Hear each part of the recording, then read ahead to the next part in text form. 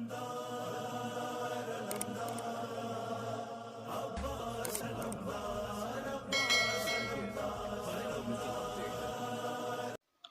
मोहतरम, इसाले सवाब की ये मजलिस है।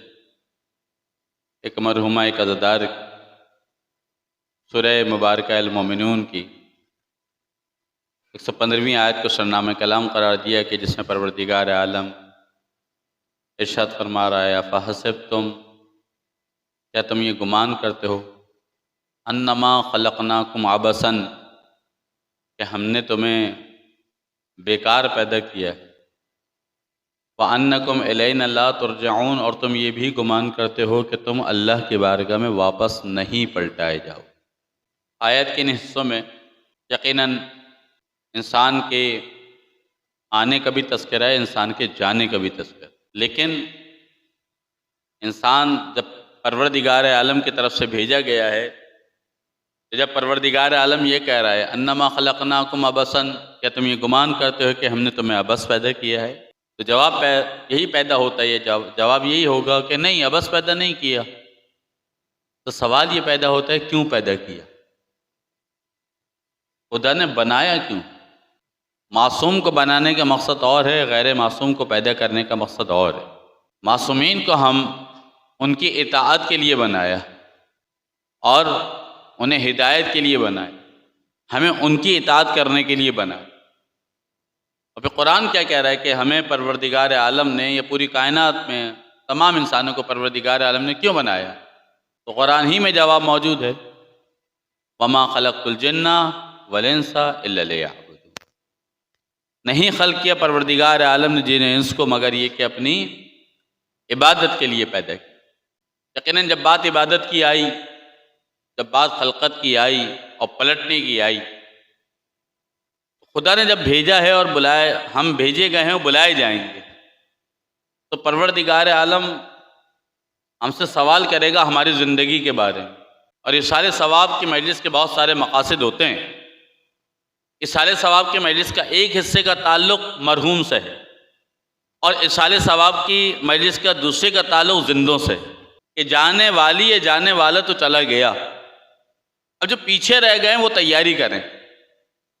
और मकतब तशय्यो में इतना वाज़ेह, मकतब तशय्यो में ये मसला इतना वाज़ेह और इतना बेहतर और आसान है, अच्छा है कि मरने वाला चाहे नेकोकार मरे या गुनाहगार मरे, मजलिस तो उसकी होनी है, मजलिस होगी उसकी, इस साले सवाब तो होगा। लेकिन अज़ीज़ान, मकतब तशय्यो की एक बहुत बड़ी जिम्मेदारी है। देखिए, तशय्यो में कुछ अकायद ऐसे हैं कि जो अक़ीदे हमें हमारे सुने सुना है, कभी हमने किसी मुज्तहिद से पूछा ही नहीं कि ये अक़ीदे का ताल्लुक़ है कहाँ तक। यानी हमने कहा तौहीद, तो फ़क़त इतना जाना कि अल्लाह एक, ये तो जाने कि वह अल्लाह है कैसा, रहता कहाँ है, चाहता क्या है, उसने हमारे लिए क्या किया है। तौहीद यानी परवरदिगार आलम जो काम करता है अपने इरादे और इख्तियार से करता है, मजबूर नहीं है। इसी के ज़ेल में ये बात भी समझ ली जाए कि जब परवरदिगार आलम मजबूर नहीं है तो वो किसी का मजबूर नहीं है, चाहे वह रसूलुल्लाह हो चाहे वो आम इंसान हो। क्योंकि अक्सर लोग कहते हैं जनाब ये नहीं होते तो क्या होता, नहीं, ये जुमला गलत है। परवरदिगार आलम ने अपने दीन की हिफाजत के लिए अंबिया के बाद अगर किसी को मुंतखब किया, चुना, तो वह अहले बैत मासूमीन अलैहिमुस्सलाम को चुना। तो अकायद में ये जुमला कभी बर्दाश्त नहीं करें, अगर ये ना होते तो क्या होता, क्या होता, परवरदिगार आलम कुछ और इंतजाम करता, उसकी जिम्मेदारी थी। ये नहीं हो सकता कि परवरदिगारा तू मजबूर था, खुदा मजबूर तो है ही नहीं। क्योंकि कुछ लोगों के अकायद को मैंने अपने इन कानों से सुना है, तभी मैं कह रहा हूं। और अकीदे का मसला इतना अजीब तरीन मसला है, इतना संगीन मसला है, अगर अकीदा खराब हो गया, चाहे अमल तुम्हारे पहाड़ के बराबर हो, परवरदिगार आलम एक तरफ रख देगा। मैं तो मिसालें दे दूं कि अकीदा और अकीदे में तुम्हारे कायद, तुम्हारे रहबर, तुम्हारा रहनुमा, तुम्हारा खलीफा, तुम्हारा इमाम कौन है, ये कितना करबला ने आसान कर दिया। जब तक हुर का रहबर यजीद था तो ये लानतुल्लाह अलैह कहलाता, और जैसे इसने अपने रहबर को बदला है, अमल नहीं कर पाए ज़्यादा, यानी एक रात की तो मोहलत थी, अमल की एक रात की मोहलत। फजर की नमाज हुई होगी, बहुत ज़्यादा जौहर की पढ़ ली होगी, अगर जौहर की भी नहीं पढ़ सका था यजीद, हुर्र इब्ने यजीद रियाई। क्यों? क्योंकि सबसे पहले तो इजाज़त हुर्र नहीं चाहिए थी, पहले मेरे बेटे को इजाज़त दें। तो कितनी नमाजें पढ़ी, खुदा ना खास्ता कोई इससे सुबह इस्तिफादा ना करे, यानी नमाज के खिलाफ पढ़ रहे हैं मजलिस? नहीं,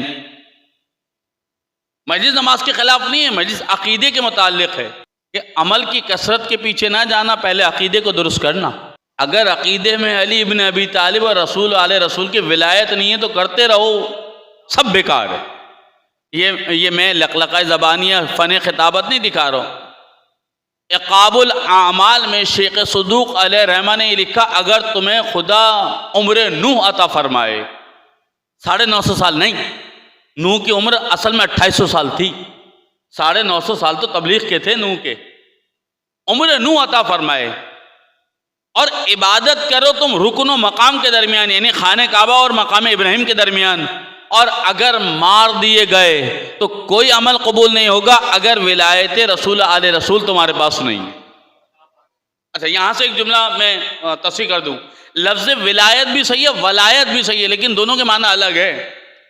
वलायत के माने मोहब्बत, विलायत के माने निगहबानी, इमामत, सुपुर्दगी, कायद, इमाम। तो हमारे लिए वलायत विलायत दोनों ज़रूरी है, पहले मोहब्बत हो और फिर इताअत हो। ऐसा नहीं है मोहब्बत तो है इताअत नहीं है। बहुत सारे लोग कहते हैं हम भी तो अहले बैत को मानते हैं, मानने से काम नहीं चलेगा। उस मौके पर मानो, उस मकाम पर मानो जो मकाम परवरदिगार आलम ने इन्हें अता किया है। ऐसा नहीं अपनी मर्जी से मान लिया उस मकाम पर, इनको भी मानता हूँ, इनको भी मानता हूँ, इनको भी मानता हूँ, फिर इनको मानता हूँ, कि तुम्हारी चलेगी। यहाँ मालिक खुदा है, खुदा को पता है किसको कहाँ रखना है। तो एक मरहला तो ये कि अगर अकीदा खराब हुआ और फिर ऐसे ही ये बात नहीं की जाए, रसूलुल्लाह की हदीस में बहुत सारी चीज़ें मिली, अकीदे को सही रख। इसलिए तशय्युअ का दुश्मन अब अगर हमारे पीछे लगाए तो वो हमारे अकीदे को बर्बाद करने के चक्कर में है। लेकिन यहाँ बच्चे जवान सब बहुत तवज्जो सुन रहे हैं, मेरी माएँ बहनें सुन रही। अकीदे को नहीं बिगड़ने दें, खुदा को खुदा समझें, रसूल को रसूल समझें, अली और औलाद अली को उनके मकाम और फजीलत पर समझें। तो ये ना कह दे सब कुछ यानी अकीदा है, वो अलग बात है कि आपके कानों तक नहीं पहुँचा है। यहाँ तक लोगों का अकीदा मैंने अपनी कानों से सुना कि अल्लाह ने दुनिया को बनाई और एक तरफ बैठ गया, सब कुछ अहले बैत के हवाले कर दिया है। नाउज़ु बिल्लाह मिन ज़ालिक। अगर इस अकीदे को इस तरह कह दिया जाता खुदा ने कायनात को बनाया, अब जितनी चीज़ें भी कबूल होंगी इन अहले बैत की वजह से होंगी। यानी नमाज पढ़ोगे तो अहले बैत की वजह से कबूल, रोज़ा रखोगे तो अहले बैत की वजह से कबूल। अगर कोई आपसे कह दे क़िबला आपके पास कोई दलील है क्या हमारी रोज़ा हमारी नमाज़ें ये अहले बैत की वजह से कबूल होंगी? दलील तो बहुत सारी हैं, कितनी मांगोगे? सूरह मुबारक निसा की 64वीं आयत में जाके पढ़ो क्या लिखा है। इज़्ज़लमू अनफुसहुम, जब वो लोग अपने नफ्सों पर जुल्म करें। ए रसूल जब ये अपने नफ्सों पर जुल्म करेंगे, सूरह निसा आयत के निशान 64 64, जब ये अपने नफ्सों पर जुल्म करें, अल्लाह कह रहा है ए रसूल अगर ये मेरे पास इस्तग़फ़ार के लिए आए, तुम इनकी मग़फ़िरत करोगे तो मैं इनकी मग़फ़िरत करूँगा। यानी आप समझिए जो मैंने जुमला कहा है ना कि इन अहले बैत की वजह से कि इस्तग़फ़ार भी अगर कबूल होनी है तो वह अहले बैत की वजह से होनी है। अगर अहले बैत ने कह दिया नहीं तो वो अल्लाह भी इस्तग़फ़ार कबूल नहीं करेगा, क्योंकि ज़िम्मेदार अल्लाह ने इन्हें बनाया था। और ये मामला इतना आसान है, अज़ान मोहतरम, इतना आसान है। बहुत सारे बड़े बड़े ऑफिस में क्या होता है, ऑफिस का मुकम्मल इंचार्ज जो होता है उसके लिए क्या काम होता है, वो कहता है मेरे सामने जो फाइल आया मुझे सिर्फ साइन करना है, अगर उस फाइल में बाद में गड़बड़ निकली तो मैं नीचे वाले को पकड़ूंगा कि तुमने पूरी फाइल पढ़ी क्यों नहीं थी। यानी साइन उसी का चलेगा, साइन वही करेगा, मामला उसके ऑर्डर से चलेंगे। नहीं नीचे वाले भेजेंगे तो वो साइन करेगा ना। रसूल से आले रसूल से आमाल आगे जाएंगे तो तुम्हारे कबूल होंगे ना। जब तुम्हारे आमाल जा ही नहीं सकते मोहब्बत रसूल आले रसूल के बगैर, तो साइन कैसे होगा, कबूल कैसे होगा?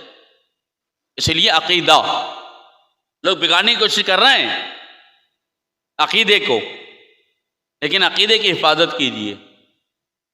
और फिर अमल की मंजिल, मासूमीन फरमाते हैं ऐसा ना हो कि अमल की कसरत में तुम हमारी मोहब्बत को छोड़ दो, फ़ायदा नहीं है। ऐसा भी ना हो कि मोहब्बत के आसर पर अमल छोड़ दो। नहजुल बलागा में मौला फरमा रहे हैं, पता लगा किसी ने कहा हम पक्के हैं, अब पक्के के आगे जो भी लगा लीजिए आप। मैं मिंबर से कुछ कहूँगा तो बुरा लगता है लोगों को कि क़िबला आप खुल्लम खुल्ला कहते हैं। अगर कोई अपनी नमाजों पर बड़ा फ़ख्र कर रहा है और इन्हिसार कर रहा है, मैं बहुत बड़ा नमाजी हूँ, या बहुत इन्हिसार कर रहा है, बहुत बड़ा मातमी हूँ, मैंने दोनों का पहले नमाजी का कह दिया, कल को मुझे कोई बाद में नहीं कहते क़िबला आप तो मिंबर बैठ के, नहीं, पहले नमाजी को कहा है मैंने। ना तुम्हारी नमाजें काम आएंगी, ना तुम्हारा मातम काम आएगा, जब तक अहले बैत राज़ी नहीं होंगे। ऐसा ही नहीं कहा था पांचवें इमाम की, जब रूह निकलने वाली थी, अपने बेटे इमाम सादिक को बुलाया और भी बच्चों को बुलाया, सबको जमा कर लो। क्या होना चाहिए था, बेटा फला चीज़ वहाँ रखी है, फला वहाँ रखी है, ये काम ऐसा नहीं। इमाम ने जब सब जमा हो गए, पांचवें इमाम, रूह निकलने वाली है कफ़स उनसरी से, और अपने ख़ानदान से क्या कह रहे हैं, घर वालों से इमाम क्या कह रहे हैं, ला तनालु शफ़ाअतुना लितक़फ़फ़ लिसलात ही, हमारी शफ़ात नहीं मिलेगी उसे जो नमाज को हल्का समझता है। दोनों मामले हो गए, हमारी शफ़ात, और अगर कोई ये समझ रहा है कि शफ़ात हो जाएगी, कैसे हो जाएगी शफ़ात। छठे इमाम की हदीस है कि हमारी शफ़ात किसे मिलेगी, जो विलायत को मानते हैं। विलायत किसे मिलेगी, इमाम फरमा रहे हैं हमारी विलायत मिल ही नहीं सकती जब तक तकवा इख्तियार नहीं करोगे, और तकवा हासिल हो ही नहीं सकता जब तक वाजिब पर अमल ना हो जाए। यानी कोई इंसान नमाज को छोड़ के, रोज़े को छोड़ के, वाजिबात को छोड़ के मामलात में लग जाए, ये भी गलत है। एक मरहला इस मजलिस को, क्योंकि वक्त मेरे पास कम है, एक मरहला अकीदे को दुरुस्त करें, अकीदे को बिगड़ने ना दें। और कोई जब आपसे कह रहा हो अरे भाई शियों का ये अकीदा वहाँ रोक दें, भाई जो आप अकीदा कहने कहीं लिखा हुआ है, हमारे यहाँ अकीदे की बर्बादी हुई क्यों है, यूं ही तो हुई है, हमने किसी के सुने सुनाए पे कहने पे अकीदा बना लिया। आप क्या वो हैं जो सुने सुनाई को बना लेते हैं, हम वो थोड़ी हैं, हम तो लिखे हुए के कायल। माशरे में अकीदा फैलाया जा रहा है, गलत अकीदे फैलाए जाए, अकीदे को दुरुस्त रखें। और उसूल काफ़ी की एक हदीस ने तो मामला ही हल कर दिया। जब किसी साहबी ने आके छठे इमाम से पूछा आप कौन है, कहा हम अल्लाह नहीं है, रसूल नहीं है, उसके अलावा सब कुछ है। मामला ही हल हो गया, हम अल्लाह नहीं है, रसूल नहीं है, सब कुछ है। अकीदा, मैंने अकीदे का उन्वान क्यों छेड़ा, क्योंकि हमारी जब रूह निकाली जाएगी तो फरिश्ता हमारे अकीदे के मुताबिक रूह निकालेगा। अल्लाह कहकर भेजेगा ये दुश्मन अली है, तुम खुद समझ जाओ रूह कैसे निकालनी है, और अल्लाह कहकर भेजेगा ये मुहिब्ब अली है, खुद समझ जाओ इसकी रूह कैसे निकलनी है। इसलिए अकीदे को सही रखना है। ऐसा ना हो हम अपने आप को अली का दोस्त समझ रहे हैं और काम दुश्मन वाले कर रहे हैं। ऐसे ही नहजुल बलागा में नहीं कह दिया था मौला मुत्तकियान ने, नादान दोस्त से दाना दुश्मन अच्छा है। इसलिए तो कहा था गड़बड़ नहीं कर जाओ। एक मरल फिर जल्दी से कहता हुआ गुजर जाऊं, नमाजें पढ़ें, रोजे रखें,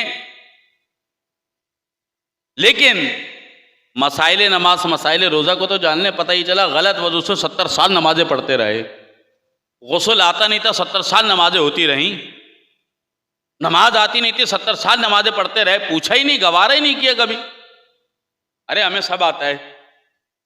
मैंने एक जगह मस्जिद में कहा था समर भाई कि किसी खातून की मजलिस मकतब अहले बैत में हुई थी, जो आपके घर में प्लास्टर करने आते हैं ना, जो करनी चला रहा हो ज़रा दखल अंदाजी तो करके देख लीजिए उसके काम में।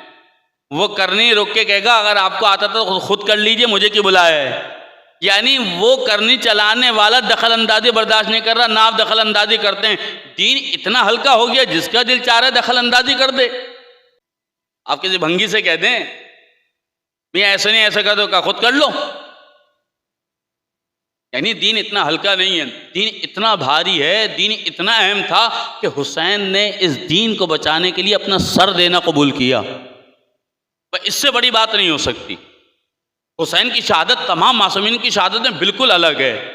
आप देखें ना, ईद आए, बकरीद आए, किसी इमाम की विलादत शहादत आए, लेकिन पढ़नी ज़ारत वारसा है, पढ़नी इमाम हुसैन है ज़ारत। ऐसा ऐसी कुर्बानी। तो अक़ीदे को दुरुस्त रखना है। अपने घर में गलत अक़ीदे, और गलत अक़ीदे बहुत माज़रत के साथ में ज़ाकिरीन पर टॉन्टिंग नहीं कर रहा, ना मेरा हक़ है। ज़ाकिरीन बिल्कुल मजलिस पढ़ें, अक़ीदा बर्बाद नहीं करें किसी का। फ़ज़ाइल आएँ, मासूमीन पढ़ें, मसाइब भी पढ़ें, अक़ीदा बर्बाद नहीं करें।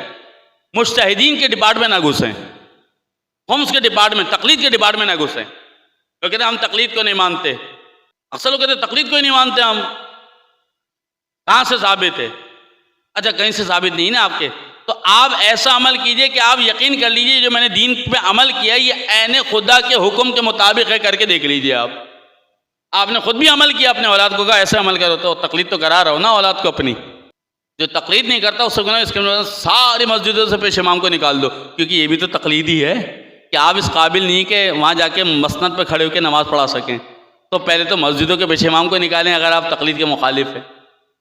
यानी जो तक़लीद का मुखालिफ है, आज देख लीजिए कि मुज्तहिद कितना अरफा आला होता है। 2-3 मुज्तहिदीन ने पूरी दुनिया को हिलाया हुआ है। वहाँ से ऑर्डर चलता है ईरान या इराक़ से, पूरे ज़माने को हिला के रख देते हैं। कोई कहता है भाई ये क्या होता है आपके? कहा भाई ये हमारे नाइबीन इमाम हैं, ये इमाम का कलाम हम तक पहुँचाते हैं, तो ये हमारे लिए काबिल वाजिब एहतराम है, हम इनसे आगे पीछे नहीं हो सकते। एक मरहला। दूसरा मरहला मौत। मौत क्या है? जो हमारी रूह निकाली जाएगी वो हमारे अक़ीदे के मुताबिक निकाली जाएगी। जैसा हमारा अक़ीदा वैसे रूह निकाली जाएगी। अब रूह निकालने के हवाले से फिर बहुत सारी बातें हैं। सबसे पहले तो इंसान रोज़ाना नमाज के बाद दुआ ये करे, परवरदिगारा मौत आए तो शब जुमा में आए, और अगर कब्र में नसीब हो दाखिला तो शब जुमा या रोज़े जुमा हो। आप अहले बैत के चाहने वाले हैं, हर चीज़ के बारे में जानते हैं। कोई कहता है शब जुमा की दुआ क्यों कर रहे? फिर आप कहेंगे छठे इमाम 7वें इमाम की ये हदीस थी, जो शब जुमा में कब्र में जाएगा उसका फिशार कब्र नहीं होगा। फिशार कब्र अलग है, वहशत कब्र अलग है। इसीलिए नमाज वहशत कब्र है, नमाज फिशार कब्र नहीं होती। वहशत क्या है, फिशार क्या है? वहशत है डर लगना, आपको डर लग रहा है। आपका अगर अपना बड़ा घर हो, 2-3 कमरों का घर हो, घर वाले 1 हफ्ते 2-3 दिन के लिए चले जाएं, और रात के किसी अंधेरे वक्त में आप अपने घर में दाखिल हो, आपको अकेले डर लगेगा। अपने घर में डर लगेगा आप। इसको कहते हैं वहशत, खौफ। उस खौफ को दूर करने के लिए नमाज है। लेकिन अगर कोई नमाज ना पढ़ सके, मासूमीन फरमाते हैं उसके बदले सदका भी दे दे तो उसको यही सवाब मिलेगा जो वहशत कब्र का सवाब। कभी कभार ऐसा होता है कोई थका हुआ होता है, ये नहीं आती नमाज, अब क्या करें? का सदका दे दो, सदका भी वही सवाब। क्योंकि जब मासूमीन से पूछा गया कि नमाज वहशत ज़रूरी है, कहा नहीं सदका दे दो। नमाज वहशत क्यों हमारे लिए लाजिम की गई थी जानते हैं? किसी गरीब ने कहा मौला मेरे पास तो पैसे नहीं है मरहूम के देने के लिए, मैं क्या करूँ? कहा तुम नमाज पढ़ दो। वो कैसे पढ़ूँ? अलहम के बाद आयतुल कुर्सी पहली रकअत में पढ़ना, दूसरी रकअत में अलहम के बाद 10 नज़र पढ़ना। उस नमाज का सवाब फला मरहूम को ईसाल कर देना। गैर मासूम को ईसाल किया जाता है, मासूम को हदिया किया जाता है। ईसाल कर देना, और जिसके पास पैसे हों वो पैसा दे दे, और अगर पैसा भी दे दे नमाज भी पढ़ दे, नूर अलन नूर, नमाज वहशत कब्र। लेकिन अव्वल शब पढ़ी जाती है जिस दिन दफन किया जाए बंदा, नमाज वहशत। फिशार कब्र क्या चीज़ है? फिशार कब्र है पसलियों का एक दूसरे के अंदर दाखिल हो जाना।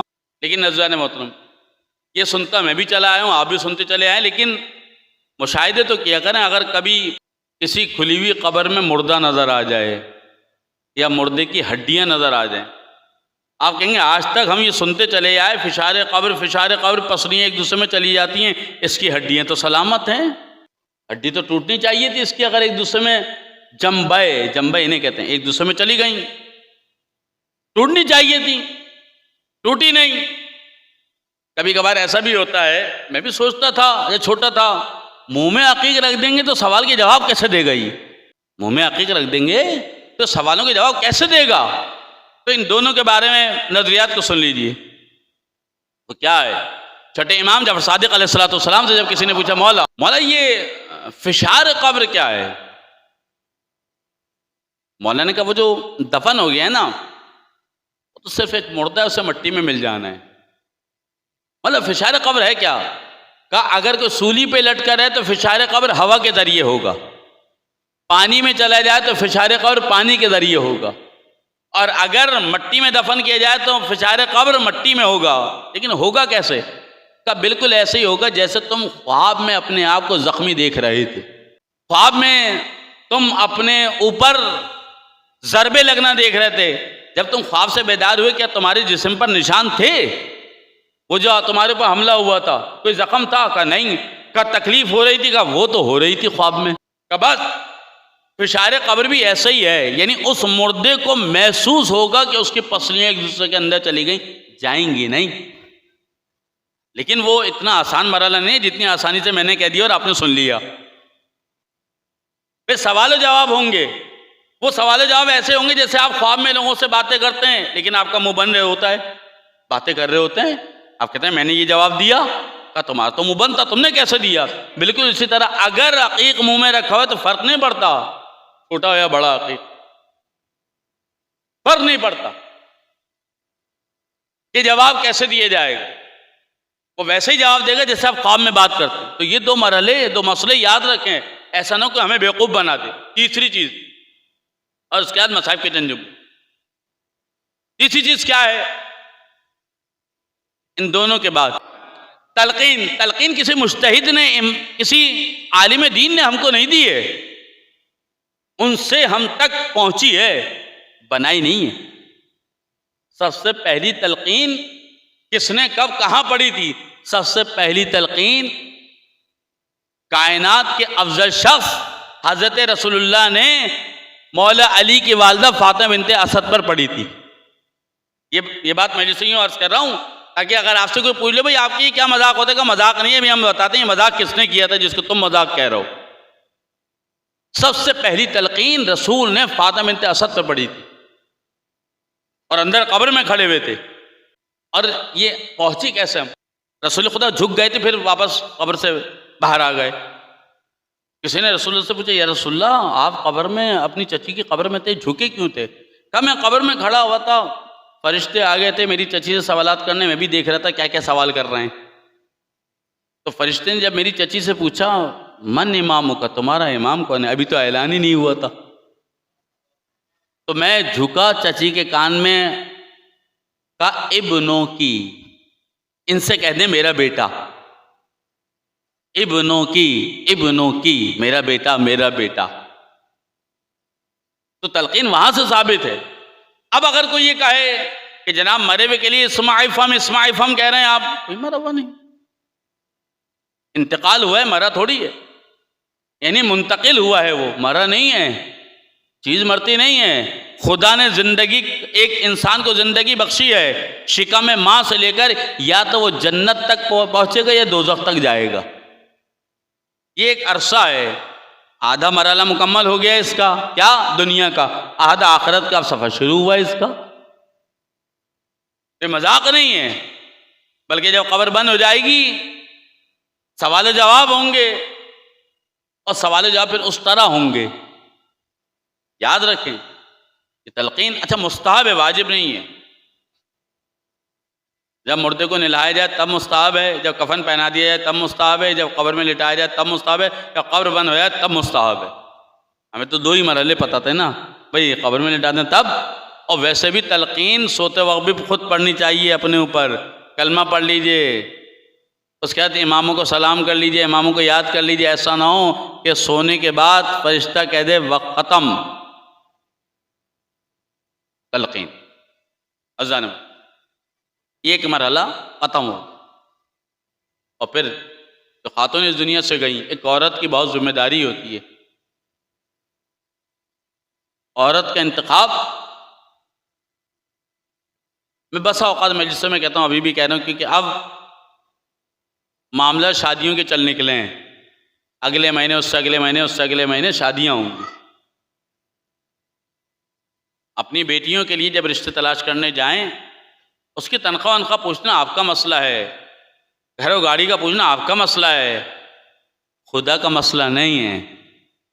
अपनी बच्चियों के लिए जब रिश्ता ढूंढने गए थे, या बच्चे के लिए रिश्ता ढूंढने गए थे, या बच्ची के लिए रिश्ता आया था, एक सवाल तो किया होता कम अज़ कम। देखें, ये मेरे जितने बुजुर्गान इस वक्त तशरीफ़ फरमा हैं, ये इंशाअल्लाह तायीद करेंगे।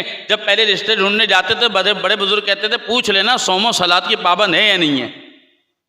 सोम, रोज़ा, सलात, नमाज। अब यही नहीं पूछा जाता। वह देख के कहते हैं है तो खूबसूरत, हमारे बेटे के साथ जचेगी। ये तो घर जाके पता लगेगा जचेगी या जचाएगी या नचाएगी, तो घर जाने के बाद ही पता चलेगा। नहीं, जाते ही के साथ ये तो पूछें नमाज वगैरह पढ़ती है, अखलाक अच्छा है, घर गृहस्थी आती है। देखिए, अगर घर गृहस्थी आती है, दीन नहीं आता, फिर कबूल है, सीख जाएगी। पता ही चला ना दीन आता है ना घर गृहस्थी आती।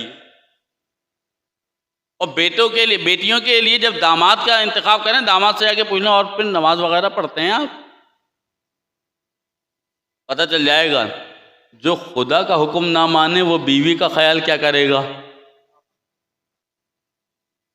बड़ा अच्छा लगा मुझे, हमारी बिरादरी के एक शख्स, उन्होंने कहा मेरी बच्ची के लिए रिश्ता देखिएगा लेकिन नमाज ज़रूर पढ़ता हो। मैंने कहा क्यों, खैरियत नमाज क्यों? का नमाज पढ़ने वाले के दिल के किसी गोशे में तो खौफ खुदा होता है, वो जुल्म नहीं करेगा। बहुत वसूख से ये बात कर, बच्चियों का रिश्ता आए या बच्चे का रिश्ता जाए, दोनों सूरतों में ये देखें ये खुदा के कितने नज़दीक है। जो खुदा के जितने नज़दीक होगा वो उतना ही कामयाब होगा। और जब बच्चियों के रिश्ते दौलत, जागीर, गाड़ियाँ, पैसा इस बुनियाद पे किए जाते हैं तो उसके फिर नताइज बहुत जल्दी आ जाते हैं। और जो खुदा के लिए किया जाए तो खुदा के नताइज देर पा होते हैं।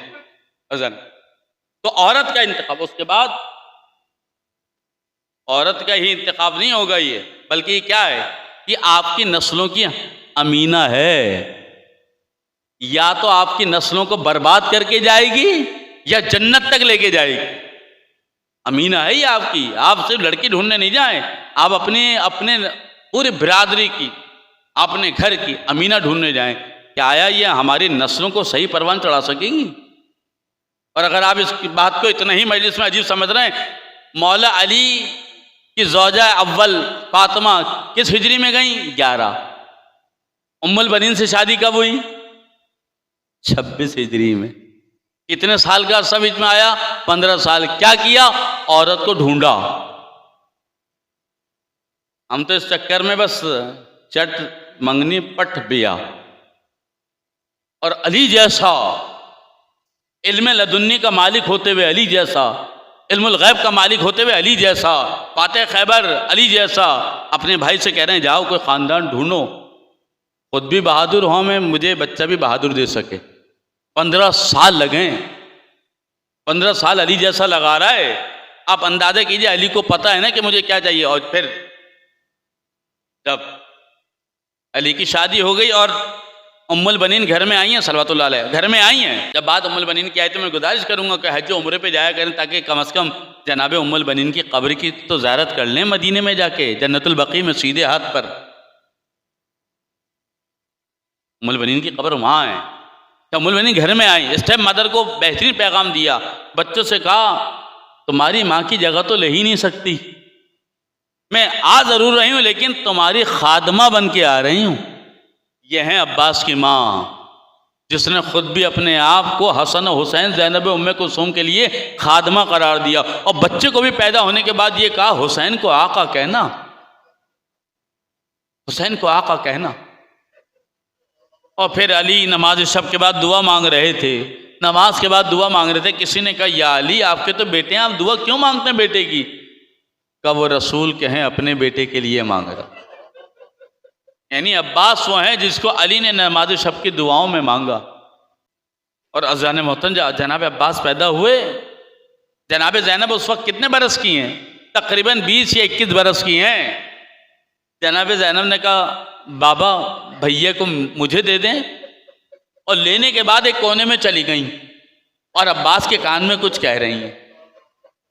मौला ने कहा बेटा ज़ैनब अब्बास के कान में क्या कह रही हो, सुनेंगे क्या? कहा अम्मा का सलाम पहुंचा रहे, अम्मा का सलाम पहुंचा रही हूँ। क्या मतलब? कहा बाबा अम्मा ने मुझसे कहा था तेरे यहाँ एक भाई पैदा होगा जिसका नाम अब्बास होगा, उसे मेरा सलाम कहना। अब्बास छोटी मोटी शख्सियत का नाम नहीं है। अली ने नमाज शब में मांगा, फातिमा ने सलाम कहलवाया। अब्बास उस शख्सियत का नाम है। और जब करबला में खैमे लग गए थे ना और फौज अश्किया करीब आ गई थी, इमाम हुसैन ने देखा फौज अश्किया जनाब अब्बास से उलझी हुई है। इमाम हुसैन दूर से देख रहे थे कि अब्बास की गुफ्तगू हो रही है। जनाब अब्बास खैमे में आए, इमाम हुसैन खैमे में आए, जनाब ज़ैनब के कहा, बहन ज़ैनब एक काम आ पड़ा है, वो तुम ही कर सकती हो। आयतुल्लाह काज़िम क़ज़वीनी ने लिखी है बात इस किताब में, महाफ़ज़ाए शरीयत व इमामत ज़ैनब कुबरा में। ये किताब का नाम भी कैसा है, महाफ़ज़ाए शरीयत व इमामत ज़ैनब कुबरा। कहा बहन ज़ैनब तुम ये काम कर सकती हो। का मामला क्या है? कहा मैं देख के आया हूँ फौज अश्की अब्बास से उलझी हुई है, गालिबन वो कह रही है कि खैमों को हटा लो। ज़ैनब मैं नहीं कह सकता हुसैन से, अब्बास से मैं नहीं कह सकता, तुम कह दो कि खैमों को पीछे हटा लो। इमाम हुसैन उस मकाम पर गए कि जहाँ जनाब अब्बास के हाथ में तलवार थी, और जनाब अब्बास की बहादुरी को तो जंगे सिफ़ीन में देख चुके थे, इसलिए इनके नाम के आगे गाजी लगता है। जनाब अब्बास ने जब ख़त खींचा था, कहा था अगर किसी ने इस ख़त को तय किया उसका सर उसके तन पे नहीं रहेगा। गली नहीं थी जो रोक लिया था, मैदान था, किसी की हिम्मत नहीं थी अली के लाल के इस कलाम के बाद कोई अपने कदम को आगे बढ़ा लेते। इमाम हुसैन करीब पहुँचे, जनाब अब्बास से कहा अब्बास ज़ैनब बुला रही हैं। आयतुल्लाह काज़िम क़ज़वीनी ने जुमला लिखा, मैं हैरान हो गया जुमला पढ़ के, वाकई में हैरान हुआ। इससे अब्बास 34 बरस के हैं करबला में। जनाब ज़ैनब के खैमे पे पहुँच के सलाम किया, सलाम अलैकिया बिन्त अली, अली की बेटी इस ग़ुलाम का सलाम कबूल कीजिए। जनाब ज़ैनब ने जवाब सलाम दिया, कहा भैया अब्बास खैमे में आइएगा। जनाब अब्बास जंगी जूते पहने हुए हैं, खैमे में आए। अब्बास खड़े हो गए, बहन ने कहा भैया बैठ जाओ, बैठ गए और इस तरह बैठे जैसे उठ के जाना है। कहा भैया इत्मीनान से बैठो, मुझे कोई बात करनी। आयतुल्लाह काज़िम क़ज़वीनी ने कहा 34 बरस में ये पहला मरहला आया कि अब्बास ने निगाह उठा के ज़ैनब से गुफ्तगू की। अरे एक जुमला कहा जनाब ज़ैनब ने, भैया तुम हमारा कहना कभी टालते नहीं हो। अब्बास ने सर झुका के कहा शहजादी हुक्म फरमाए, ग़ुलाम हाजिर है। अब्बास खैमों को पीछे हटा लो। कुछ नहीं कहा, कुछ नहीं कहा। शहजादी जैसे आपका हुक्म, ग़ुलाम हाजिर। जब खैमे से निकले, रिवायत में लिखा फौजी अश्किया ने अब्बास की तरफ देखा, कहा जाते वक्त तो तलवार हाथ में हवा में लहरा रही थी, आते वक्त तलवार भी नीचे है, सर भी झुका हुआ है। इमाम हुसैन से नहीं कहा आका आप कह देते। ज़ैनब की शख्सियत का नाम है, बस आखिरी बचपने में जनाब ज़ैनब इमाम हुसैन खेल रहे थे। जनाब फातिमा ने जनाब ज़ैनब को बुलाया, प्यार किया, कहा बेटा ज़ैनब इतना बता दे तो हुसैन से कितनी मोहब्बत करती। आप सुनिए कितनी मोहब्बत करती, कितनी छोटी हैं जनाब ज़ैनब। 5 साल की उम्र में तो जनाब सैयदा की शहादत, जनाब सैयदा इस दुनिया से रुखसत हो गई। जनाब ज़ैनब फरमाती हैं अम्मा मैं हुसैन से इतनी मोहब्बत करती हूँ, जिस दिन मैं हुसैन को ना देखूं बईद नहीं मेरी रूह मेरे जिस्म से निकल जाए। यह जनाब ज़ैनब इतनी मोहब्बत करती है इमाम हुसैन से। अदादारा ने मज़लूम करबला आ गया वो आखिरी वक्त फातिमा का, कि अली से कहा अली ज़ैनब को ज़रा लेके आ जाए, उम्मे कुलसूम को ले आए। क्या बात है सुबह सुबह? का सर दुला दूँ, खैरियत? का अली आखिरी दिन हो, आज मैं अपने बाबा के पास चली जाऊँ। अज़ादारों मेरा कहना आपका सुनना, मजलिसों में सुनते रहते हैं, आसान है। अगर हमें आपको पता चल जाए हमारी माँ हॉस्पिटल में हो और डॉक्टर कह दे बस ये 13-14 घंटे हैं, उसके बाद तुम्हारी माँ नहीं रहेगी, ना आपको भूख लगेगी ना नींद आएगी, आप चाहेंगे बस जहाँ मेरी माँ है मैं दरवाजे पे खड़ा रहूँ, मेरी माँ ना जाने कब चली जाए। आज फातिमा अली से कह रही है मैं आज चली जाऊंगी बाबा के पास। और ये कहना आसान नहीं था। अगर बच्चे बड़े होते तो मामला आसान था। अली का सबसे बड़ा बच्चा 6-7 बरस का है। किसी की ज़ौजा इस आलम में मर जाए कि बच्चे छोटे हों, वो अपने गले से लगा के कभी जनाजे को देखेगा, कभी बच्चों को देखेगा।